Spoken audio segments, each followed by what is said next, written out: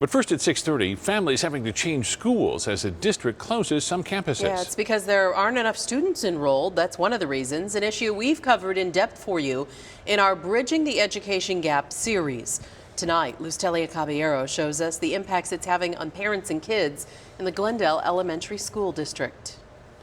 While the district says this decision is what's best for continued learning, some parents are having a hard time letting go. I hope they don't close it.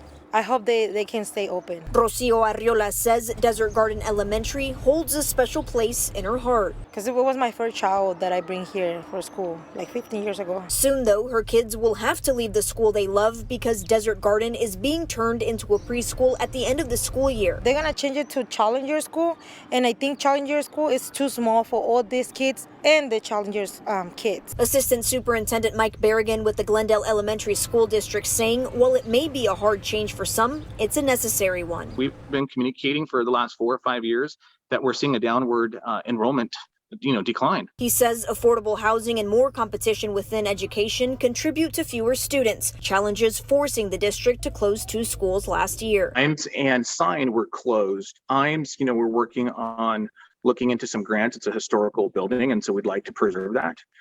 Sign is there and it's closed. Bicentennial North will also close at the end of the school year. 2 others will be repurposed. Coyote Ridge is going to be the systems of care.